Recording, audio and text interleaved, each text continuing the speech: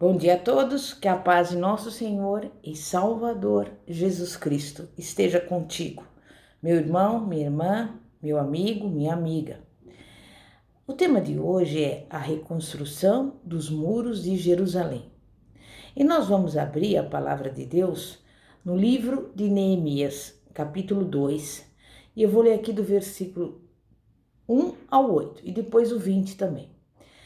Sucedeu, pois, no mês de Nisan, no ano vigésimo do rei Artaxerxes, quando o vinho estava posto diante dele, que eu apanhei o vinho e o dei ao rei.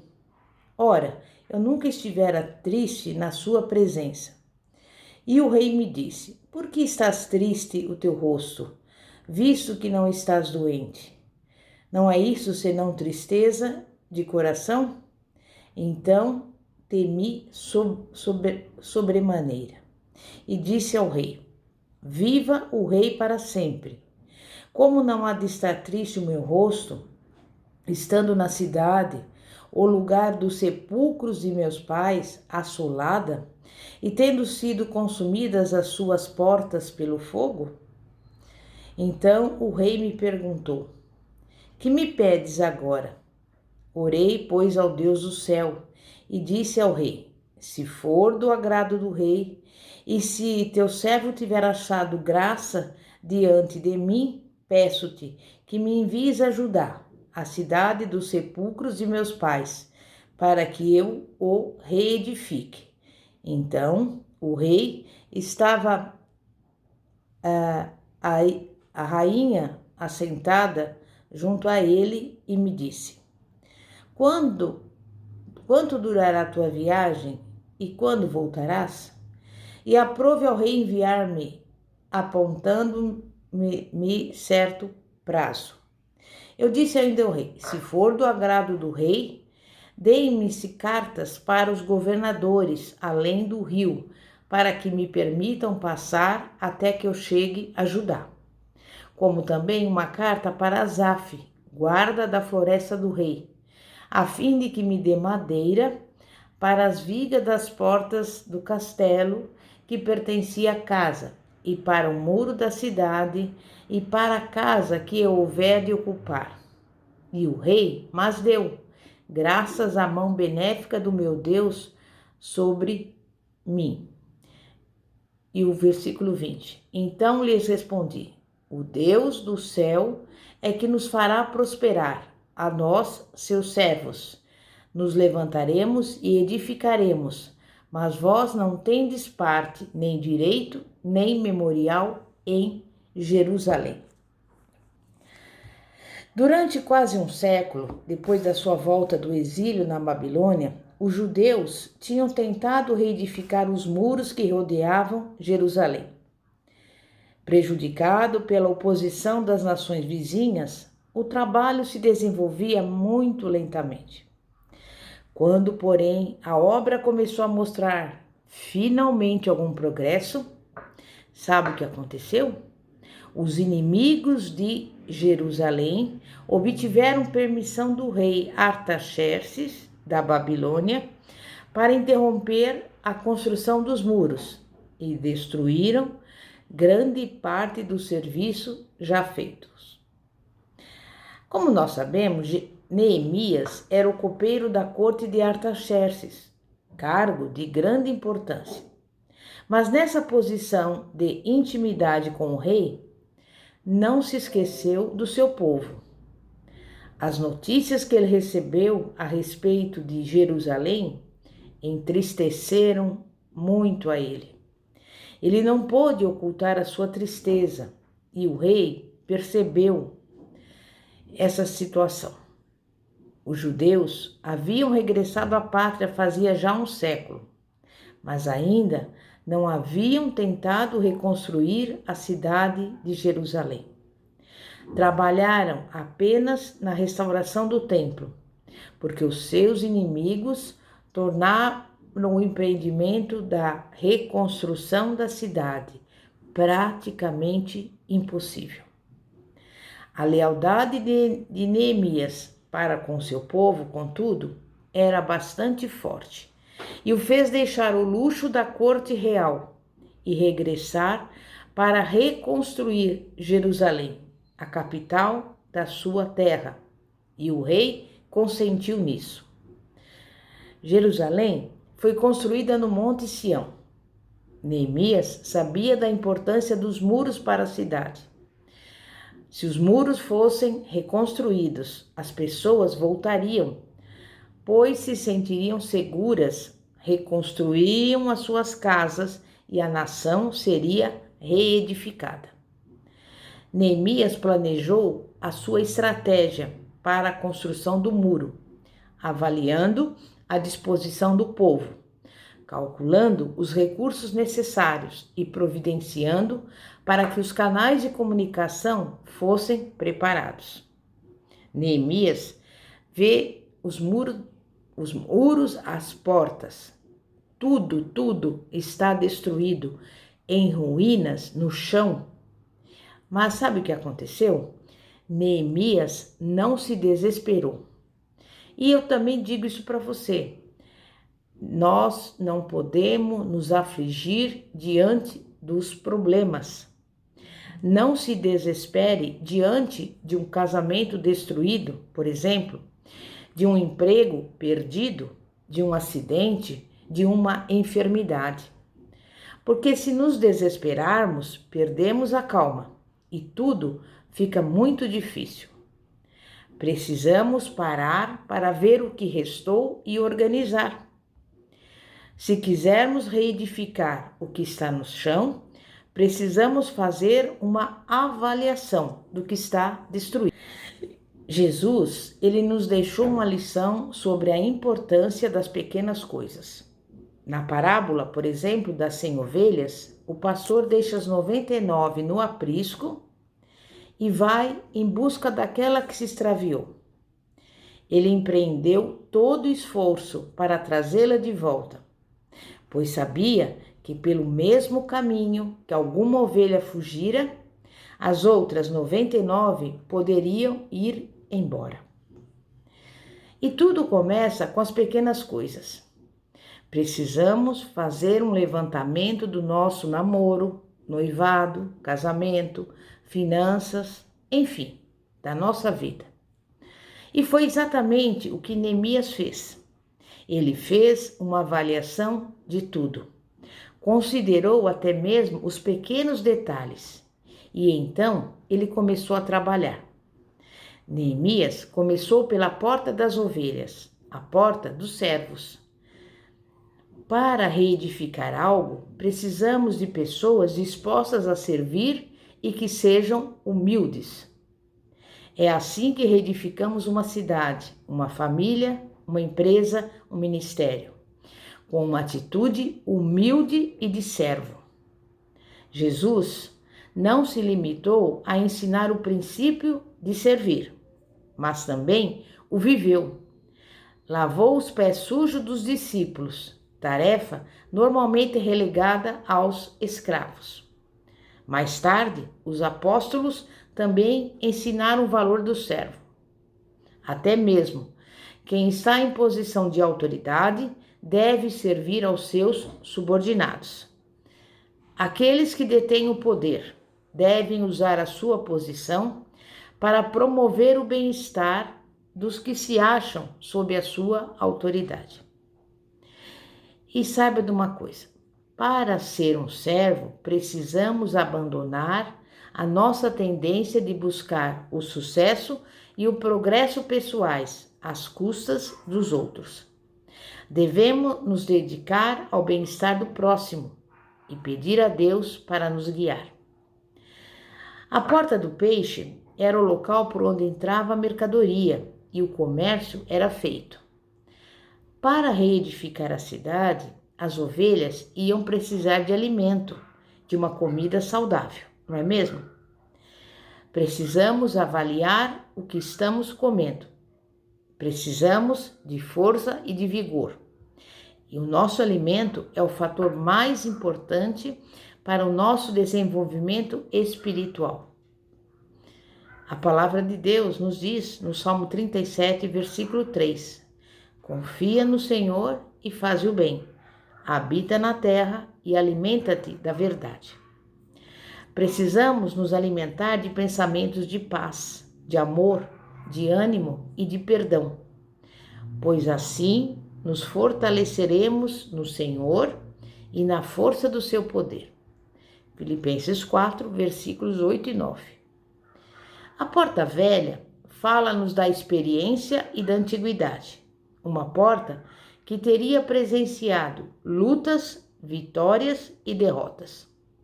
Neemias reedifica a porta velha.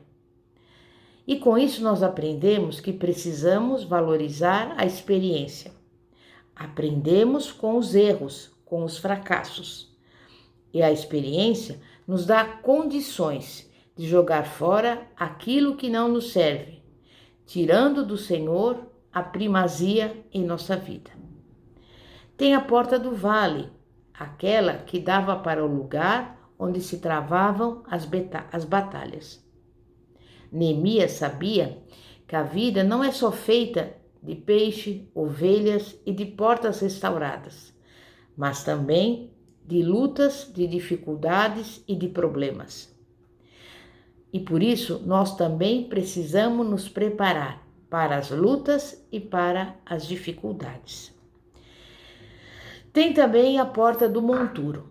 No hebraico, a palavra monturo não dá a ideia de um lugar de ruína somente, mas de um lugar onde se amontoa o lixo da cidade.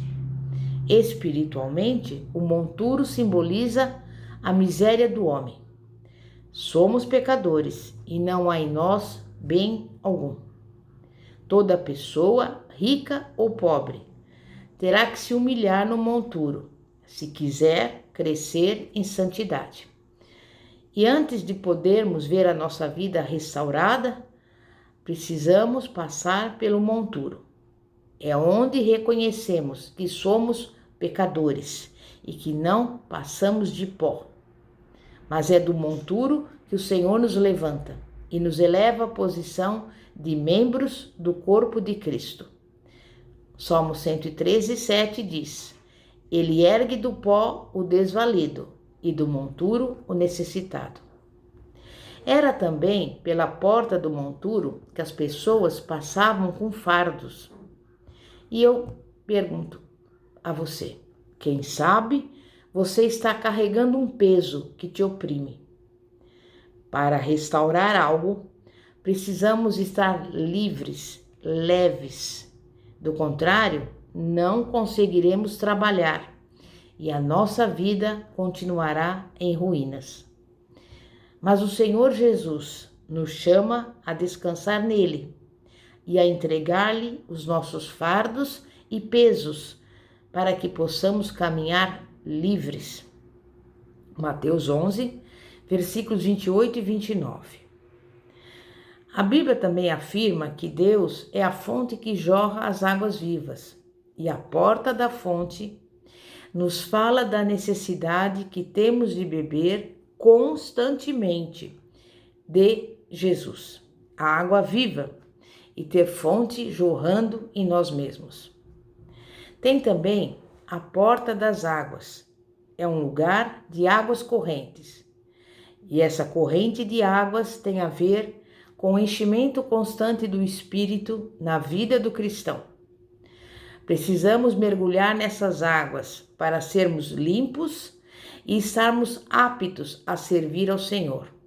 As águas também nos alimentam, fazendo com que sejamos frutíferos.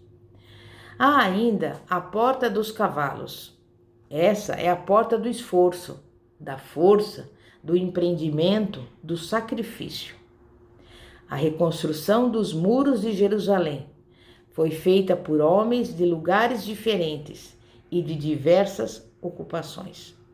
Contudo, todos eles tinham algo em comum: a disposição de se esforçar, canalizar o seu potencial, aplicar a força máxima para reedificar o muro.